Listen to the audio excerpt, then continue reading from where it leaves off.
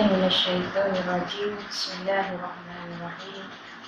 الحمد لله رب العالمين، نحمده ونستعينه ونستهديه ونستغفره ونعوذ بالله من شرور أنفسنا ومن سيئات أعمالنا، من يهد الله فلا مضل له ومن يضلله فلا هادي له. صلاة وسلاما على حبيبنا وشفيعنا وذكرنا ومولانا محمد صلى الله عليه وسلم وعلى آله وأصحابه ومن تبعهم بإحسان إلى يوم الدين. Alhamdulillah, pada kali ini kita bersua dalam tazkirah sempena Ramadan yang saya pilih untuk sama-sama kita meneliti ayat Al-Quran yang berkenaan dengan infak. Ayat yang menceritakan kelebihan pada mereka yang mengambil peluang, merebut peluang terutama di sepanjang Ramadan untuk bersama-sama berinfak ataupun mendermakan sebahagian daripada harta mereka, sebahagian rezeki yang dikurniakan oleh Allah Subhanahu Wa Taala kepada mereka untuk dikembalikan kepada Allah dalam bentuk pemberian yang ada disebut oleh Allah Subhanahu Wa Taala qardan hasanah, sebagai satu pulangan ataupun sebagai satu pinjaman kepada Allah. Maka pada kali ini suka saya baca satu ayat. A'udzubillahi minasyaitonirrajim. Bismillahirrahmanirrahim. Masalu ma yunfikuna fi sabilillah kamathali habbatin ambatat sab'a sanabila fi kulli sumbulatin mi'atu habbah wallahu yudha'ifu liman yasha' wallahu wasi'un 'alim. Perumpamaan bagi mereka yang menginfakkan harta mereka pada jalan Allah, seumpama satu biji benih yang tumbuh daripadanya 7 tangkai, pada setiap tangkai mempunyai 100 biji. Dan Allah akan menggandakan bagi mereka yang dikehendaki. Sesungguhnya Allah maha luas lagi maha luas pengetahuannya. Ya, Alhamdulillah, daripada ayat ini marilah sama-sama kita berusaha untuk menjadi mereka yang diumpamakan di dalam ayat ini, yang memberikan 1 biji ataupun perumpamaan kita sekarang RM1. Kemudian daripada RM1 dia akan mengeluarkan 7 cabang, 7 dahan ataupun 7 tangkai, dan setiap tangkai akan digandakan oleh Allah Subhanahu Wa Taala, diumpamakan dengan 100 biji setiap tangkai, maknanya 7 kali 100.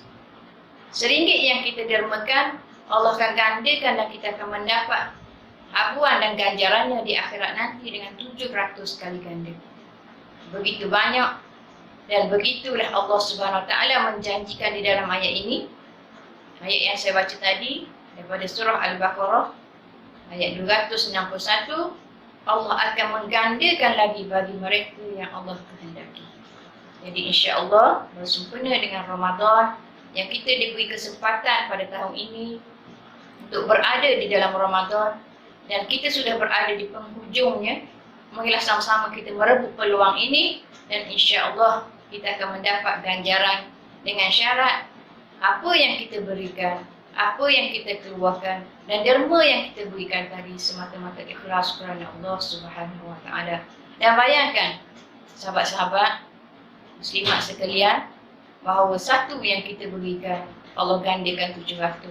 Maka bayangkan sekiranya derma yang kita keluarkan tadi berlaku ataupun kita dermakan pada malam 10 yang terakhir, setiap malam 10 yang terakhir, yang antaranya adalah satu malam yang dijanjikan oleh Rasulullah sallallahu alaihi wasallam sebagai malam Al-Qadar, malam yang digandakan pahala setiap amalan pada malam tersebut lebih baik daripada 1000 bulan. Jadi kalau setiap malam kita mendermakan pada 10 yang akhir, kalau RM1 kita dermakan, digandakan 700 untuk derma yang kita sumbangkan kepada perjuangan kepada Islam. Seterusnya yang 700 digandakan pula lebih baik daripada 1000 bulan ataupun 84 84 bulan. Jadi 1000 bulan bersamaan dengan 84 tahun. Bayangkan. Jadi insya-Allah kita rebut peluang sebelum kita dipanggil balik oleh Allah Subhanahu Wa Taala.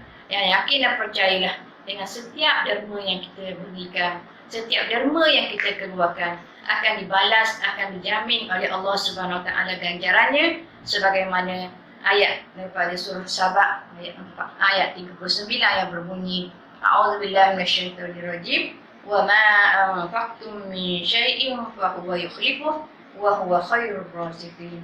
Apa yang kamu dermakan, apa yang kamu infakkan daripada sesuatu kepunyaan kamu, maka Allah akan membalasnya. Dan ialah sebaik-baik pemberi rezeki.